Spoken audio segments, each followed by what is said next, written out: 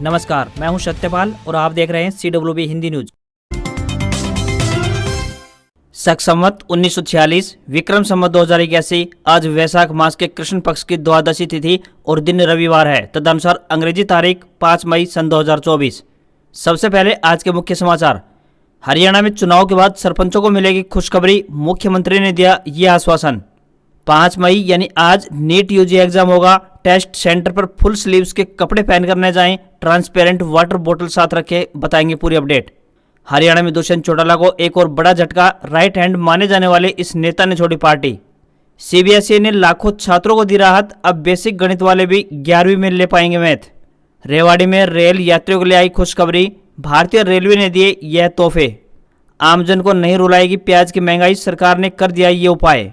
गुजरात, पंजाब व राजस्थान में चलेंगी हरियाणा के कंडम स्कूल बसें, NOC के लिए फाइलों का लगा ढेर। रोहतक में पूर्व सीएम भूपेंद्र सिंह हुड्डा बोले, दीपेंद्र अब थारे हवाले, जिताओ या हराओ। कार्यक्रम से SR के गुट ने बनाई दूरी। हाथीन पहुंचे पूर्व सीएम मनोहर लाल खट्टर, विजय संकल्प रैली को किया संबोधित, बोले पूरी तरह से बिखर चुकी है कांग्रेस पार्टी। इस सर्टिफिकेट के बिना अब आपका पेट्रोल पंप पर ही कट जाएगा 10,000 रुपये का चालान, आज ही बनवा लें ये कागजात। हरियाणा में रेल यात्रियों की बढ़ेगी परेशानी, जींद से होकर गुजरने वाली कई पैसेंजर ट्रेनें हुई रद्द। एयर इंडिया ने बैगेज पॉलिसी में किया बदलाव, फ्लाइट में अब 15 kg तक सामान फ्री ले जा पाएंगे, पहले 20 kg थी लिमिट। और कश्मीर में आतंकी हमला, एक जवान शहीद, 4 घायल। पुंछ में सुरक्षा बलों के 2 वाहनों पर 4 आतंकियों ने फायरिंग की थी। और अब खबरें विस्तार से। देश में भीषण गर्मी और हीटवेव का सामना कर रहे शहरों को अगले 8 दिन राहत मिलने जा रही है। 4 मई से एक और वेस्टर्न डिस्टर्बेंस एक्टिव हो गया है। इसके चलते पहाड़ी इलाकों में बर्फबारी होगी, जबकि मैदानी इलाकों में मौसम बदलेगा और बारिश होगी। फिलहाल उत्तर भारत के अलावा दक्षिण भारत में आंध्र प्रदेश, तमिलनाडु, तेलंगाना, कर्नाटक में हीटवेव यानी लू से पारा 45 डिग्री को पार कर गया है। दिल्ली में 9 से 11 मई तक प्री मानसून के तहत मौसम बदल सकता है, तो वहीं राजस्थान में अगले 2 दिन में पारा 42 डिग्री तक जा सकता है। वहीं अगले हफ्ते 20 जिलों में लू का भी अलर्ट जारी किया गया है। गर्मी का असर 8 मई तक रहेगा। हरियाणा में भीषण गर्मी ने एक बार फिर से लोगों को परेशान करना शुरू कर दिया है। शनिवार को सीजन के मई महीने के पहले सप्ताह में तापमान पहली बार 42 डिग्री सेल्सियस पर पहुंच गया। मौसम विभाग के अनुसार आगामी सप्ताह में तापमान में तेजी से वृद्धि होगी, तो वहीं दूसरी ओर 10 मई से 3 से 4 दिन तक आसमान में बादल छाने के साथ बूंदाबांदी हो सकती है। देश भर में 5 मई यानी आज नीट यूजी एग्जाम होना है। ये टेस्ट नेशनल टेस्टिंग एजेंसी यानी NTA कंडक्ट कर रहा है। इस एग्जाम के जरिए 12वीं के बाद मेडिकल कॉलेजों में MBBS कोर्सेज में एडमिशन ले सकते हैं। इसके लिए देश भर में 557 एग्जाम सेंटर बनाए गए हैं, तो वहीं विदेश में 14 एग्जाम सेंटर होंगे। ये एग्जाम दिन में 2 बजे से 5 बजे तक होगा। NTA की ऑफिशियल वेबसाइट से नीट यूजी के हॉल टिकट डाउनलोड कर ले। एग्जाम सेंटर पर जाने से पहले latest post card size colour photograph admit card पर अवश्य चिपका ले। इस साल तकरीबन 24 लाख से स्टूडेंट्स ने नीट यूजी एग्जाम के लिए रजिस्ट्रेशन किया है। अगर किसी कैंडिडेट ने कोई धार्मिक सिंबल या कपड़ा पहना हो तो उसे एग्जाम सेंटर पर रिपोर्टिंग टाइम से कुछ देर पहले पहुंच जाना चाहिए, ताकि अच्छे से चेकिंग हो सके। हरियाणा में ई टेंडरिंग प्रणाली समेत कई अन्य मुद्दों को लेकर लंबे समय से संघर्ष कर रहे प्रदेश भर के सरपंचों के लिए एक अच्छी खबर सामने आई है। मुख्यमंत्री नायब सैनी ने सरपंचों के साथ आयोजित बैठक में कहा कि उनके मांगों पर संबंधित विभाग द्वारा सकारात्मक कार्रवाई की जा रही है। CM नायब सिंह सैनी ने कहा कि फिलहाल लोकसभा चुनाव के चलते देश भर में आदर्श आचार संहिता लगी हुई है, इसलिए आपकी मांगों पर कोई निर्णय अभी से नहीं लिया जा सकता। उन्होंने सरपंचों को बताया कि आपकी सभी मांगों पर सहमति बन चुकी है। 4 जून के बाद आपकी एक एक मांग को घोषणा करके पूरा करने का काम हमारी सरकार करेगी। बता दें कि हरियाणा के सरपंच पंचायत के विकास कार्य में ई टेंडरिंग प्रणाली का विरोध कर रहे हैं। प्रदेश सरकार ने 2 लाख रुपए से ऊपर के सभी विकास कार्यों को ई टेंडरिंग के माध्यम से स्वीकृत करवाने की व्यवस्था की है, लेकिन सरपंच चाहते हैं कि इन विकास कार्यों को स्वीकृत करने का अधिकार सीधे उन्हें मिलना चाहिए। लोकसभा चुनाव के गहमा गहमी के बीच हरियाणा में दुष्यंत चौटाला की जननायक जनता पार्टी यानी JJP को झटके पर झटके लग रहे हैं। पार्टी के 10 में से 6 विधायक खुलकर बगावत पर उतर चुके हैं, तो वहीं दूसरी तरफ पार्टियों के लोकसभा प्रत्याशियों के लिए वोटों की अपील भी कर रहे हैं। बता दें कि बीजेपी के साथ मिलकर 4.5 साल सत्ता का सुख भोगने वाली JJP बिल्कुल बिखराव के दौर से गुजर रही है। लोकसभा चुनाव की तैयारियों में जुटी जसपा को डबल झटका लगा है। हरियाणा में 25 मई को मतदान होगा, लेकिन उससे पहले ही पूर्व डिप्टी सीएम दुष्यंत चौटाला के राइट हैंड माने जाने वाले नरेश सहरावत ने JJP को अलविदा कह दिया है। उनके साथ पार्टी के राष्ट्रीय सचिव एवं वजीराबाद के सरपंच रह चुके सुबह सिंह बोरा ने भी इस्तीफा दे दिया है। दोनों नेताओं की गुरुग्राम जिले में वोटर्स पर अच्छी पकड़ है। ऐसे में उनका पार्टी छोड़ना गुरुग्राम लोकसभा जसपा प्रत्याशी के चुनाव अभियान को कमजोर करेगा। केंद्रीय माध्यमिक शिक्षा बोर्ड यानी सीबीएसई से 10वीं कक्षा के पश्चात 11वीं में गणित की पढ़ाई करने के इच्छुक विद्यार्थियों को बोर्ड के द्वारा राहत प्रदान की गई है। दरअसल जिन विद्यार्थियों ने 10वीं में बेसिक गणित की पढ़ाई की है वे विद्यार्थी 11वीं में अब गणित पढ़ पाएंगे। सीबीएसई द्वारा इस छूट को इस शैक्षणिक सत्र यानी 2024-25 में भी बरकरार रखने का फैसला लिया गया है, लेकिन इसके लिए शर्त यह रहेगी कि जो विद्यार्थी 11वीं में गणित लेना चाहेंगे उन्हें अनुमति देने से पहले स्कूल को विद्यार्थियों को गणित पढ़ने की योग्यता और क्षमता को परखना होगा। गौरतलब है कि सीबीएसई द्वारा साल 2019 में 10वीं कक्षा में स्टैंडर्ड और बेसिक दो प्रकार के गणित चुनने की व्यवस्था शुरू कर दी थी, क्योंकि कुछ विद्यार्थी जो गणित की पढ़ाई आगे नहीं करना चाहते थे वे बेसिक मैथमेटिक्स का ऑप्शन चुन सकते थे। इसके अलावा जो विद्यार्थी 11वीं और 12वीं कक्षा में गणित की पढ़ाई करना चाहते थे वह स्टैंडर्ड मैथमेटिक्स का विकल्प चुनते थे।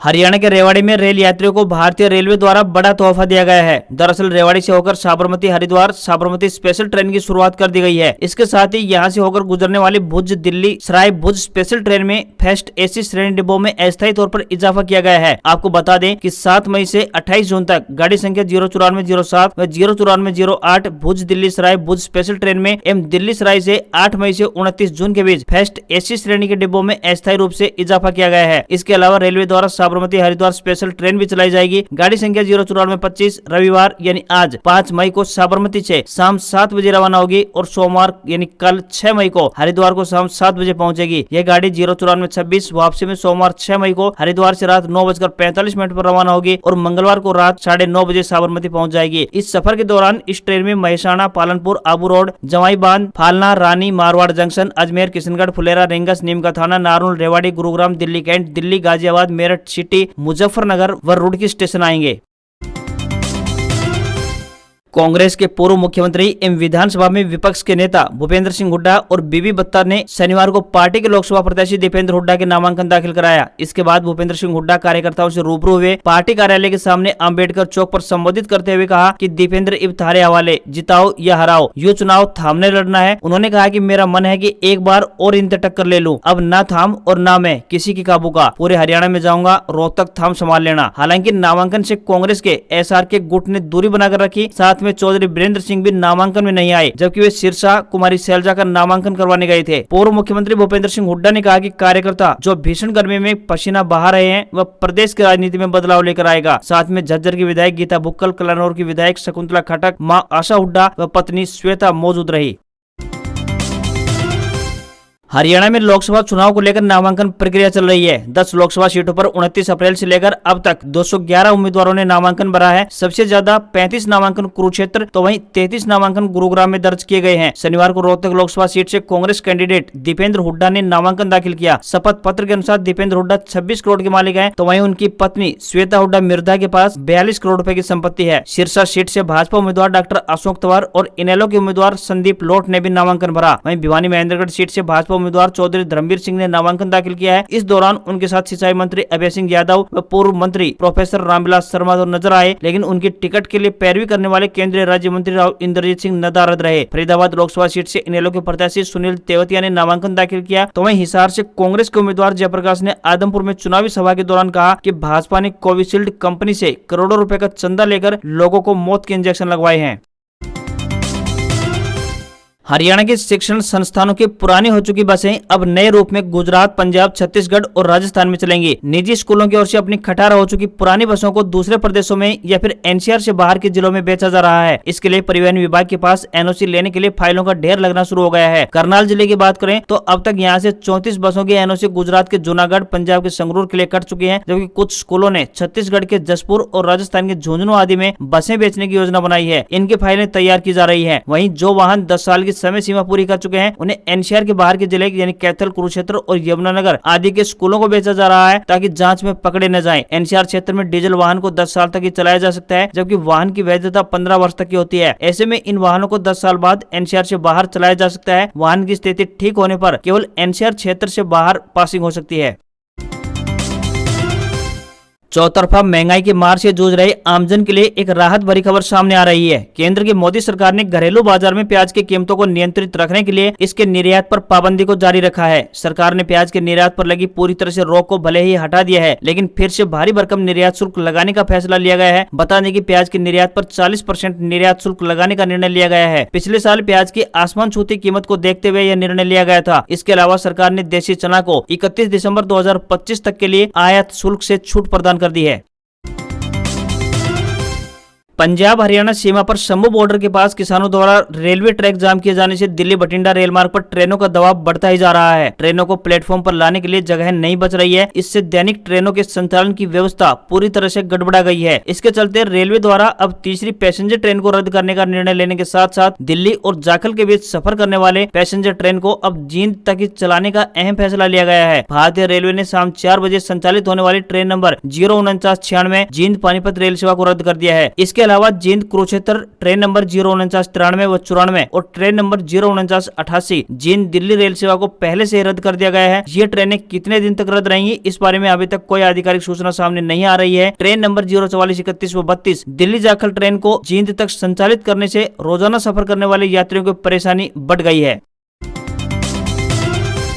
कई बार वाहन चालक जानबूझकर नियमों की अनदेखी करते हैं। अब ऐसे ही लोगों से निपटने की खास तैयारी की जा रही है। दरअसल अब कुछ ऐसा सिस्टम तैयार किया जा रहा है जिसके तहत पेट्रोल पंप पर ही गाड़ी का चालान खुद ही कट जाएगा। कई बार लोग ऐसा सोचते हैं कि पुलिस उन्हें नहीं देख पा रही है, ऐसे में वह बिना पोल्यूशन सर्टिफिकेट के ही गाड़ी का इस्तेमाल करते रहते हैं। बता दें कि यह सर्टिफिकेट काफी जरूरी होता है। यदि आप इसके बिना गाड़ी चलाते हैं तो आपको 10,000 रुपए तक का चालान भुगतना पड़ सकता है। हर गाड़ी को चलाने के लिए पेट्रोल या डीजल की आवश्यकता पड़ती है। अब एक ऐसा सिस्टम तैयार किया जा रहा है जिसके तहत अब बिना पोल्यूशन का कोई भी वाहन पेट्रोल पंप पर आता है तो अब वहीं पर उसका चालान काट दिया जाएगा। बता दें कि पेट्रोल पंप पर ऐसे हाईटेक कैमरों का इस्तेमाल किया जाएगा जिससे कि गाड़ी का नंबर ट्रेस कर लिया जाएगा। उसके बाद गाड़ी के नंबर की सहायता से यह चेक किया जाएगा कि गाड़ी का पोल्यूशन सर्टिफिकेट रिन्यू है या फिर नहीं। यदि पोल्यूशन सर्टिफिकेट एक्सपायर है तो उसी कैमरे से चालान आपके फोन पर भेज दिया जाएगा।